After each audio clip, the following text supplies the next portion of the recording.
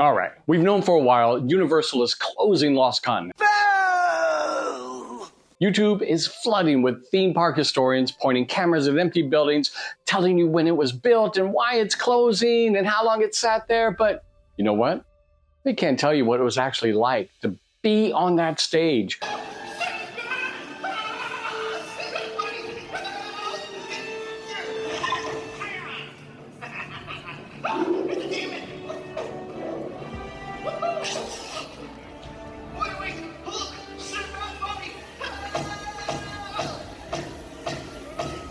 To be there opening day, looking at all the crowds,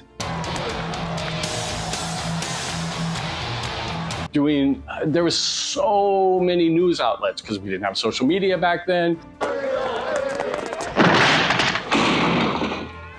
And no bloggers, no vloggers, no social influencers. It was just news crews. And there were all there. And I got to wear many different hats that opening week.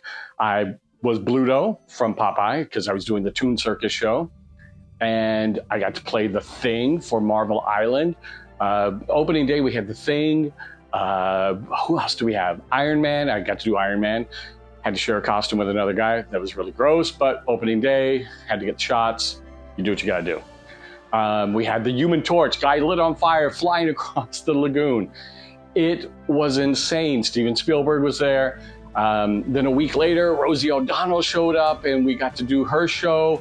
And that was my introduction into Islands of Adventure and walking around Lost Continent. It was my favorite island. I'm not even gonna lie. Walking around, Merlin was there, Poseidon's Adventure, which was at the time a state-of-the-art attraction. You got to walk through and experience, and when you had the best actors going, it was a magical show. Then you would walk around and Dueling Dragons was there, and before the crowds got there and started breaking everything, it looked like you were on the set of The Goonies meets Excalibur. It was exquisite. Don't know why I said exquisite, that's weird, but here we are. Then you would walk past that and then Oak Tavern, this beautiful restaurant, and it was great. Everything was alive. Like I said, Merlin was walking around. Then you go into Jurassic Park and you can see Ian Malcolm and Hammond. He was there and it was really cool. And there was a Triceratops encounter. And then you would walk through to Toon Lagoon. And that's where I started. Like I said, we did the Toon Circus show. I played Bluto and 5 shows. I think we started out doing 5 shows. It only ran 9 months. It was a very expensive show, a huge cast, elaborate costumes. We were all doing circus acts and stunts in full character costume. I don't think that would ever fly today. Now, getting back to Lost Continent, I got there years later when they redid the Sindbad show. I was one of the stunt coordinators. There were a few of us. I came up with some of the fight choreography for Fire Demon. So, shout out to Fire Demon. That show was pretty awesome. It was because, as you know, Lost Continent, all the islands were based on books. So you had a lot of stories going on in Lost Continent, like Greek mythology, Merlin, Excalibur, the whole Arthurian thing going on. And then you had this Eighth Voyage. He'd already done the 7th voyage. We're now into the 8th Voyage of Sindbad. And it was pretty awesome. Technically speaking, there was a 30-foot ratchet pull. Kebab got pulled out of the boat into a giant circus net in the back, which you couldn't see. There was fire diving. There was sword fighting. We threw everything at that, including the kitchen sink. It was a great show.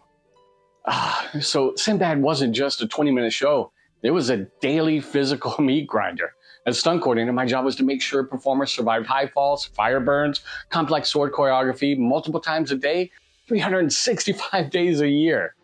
Tourists watch the theme park stunt show and they think it's a rehearsed dance. Man, it's not. It's like a combat zone. The wear and tear on a stunt performer doing a live show is completely different than a film set. A film set, you'll rehearse for a couple of weeks if it's a movie, and then you come in, you film. If it's an elaborate fight, You might get a few days on it or up to a week, depending on how elaborate. And that's it. You go in, they save stunts for the last of the day, you wait. Like you heard the old thing, hurry up and wait, film sets. And then you shoot it and you're done. Theme park, you're non-peak, you're doing it 5 to 6 times a day. During peak, if you extend and pick up OT, you're possibly doing 9 shows a day. And that takes a toll on your body, doing the same movement over and over every day. It's a lot. But at Sindbad, you do the 20-foot fall, you reset your rigging, and you do it again in just under an hour. And for a new crowd of 2,000 people. And you're doing it in the brutal heat of Florida. The humidity, the temperatures, it's a wet mess. And you're dealing with heavy costumes, and you're dealing with stages that get slick. Learned that one the hard way. Too much fog creates a ice-like barrier on the floor. Same thing, pyro dust, because you have pyro shoots off, the dust from that there's a lot of things you have to think about. And a lot of things you have to, you have to come up with a contingency for everything. But you're just trying to get through the day. You're blinded by sweat, swinging heavy props, relying purely on muscle memory, and probably an energy drink. And, you trust your partner that you're not going to take a sword to the face. It was exciting. Like I said, but before I got to Sindbad, I was working as a character, pretty much, doing stunts in a character costume. And when Toon Circus closed, I got shipped over to USF, where I got to play just for meet and greets. I didn't do the show, but I was a day in the park with Barney. And that was an endurance race. And between that, I did, for the short time that it was still there, I did Harry from Harry and the Hendersons and Frankenstein, Frankenstein's monster.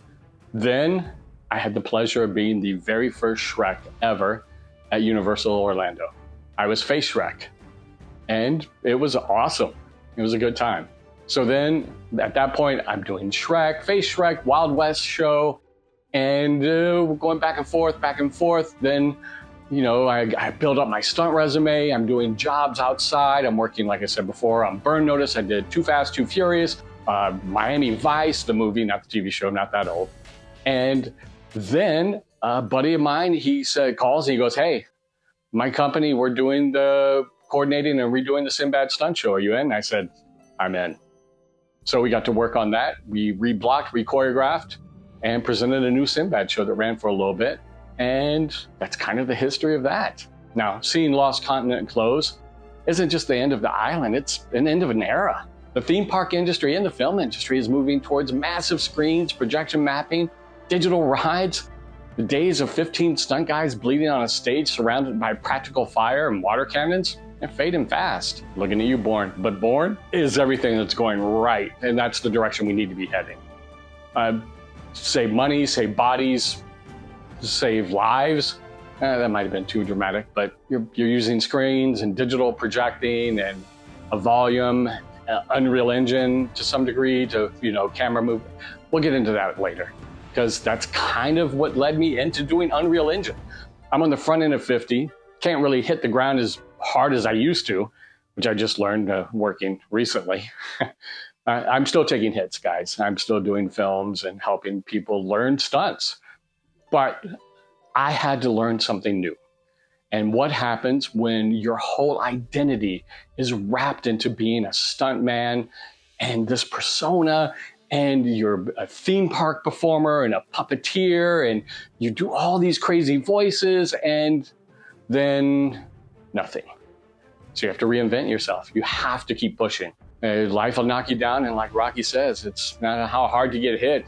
It's about getting up and keep moving forward. And that's what I'm doing. That's what I'm doing here. I learned Unreal Engine. I've found a way to keep being productive and keeping the creative juices flowing and being creative. And that's important. And learning something new in the digital era. Now, with AI looming over, is this a waste of time? I don't know. Let's find out together. We'll try everything.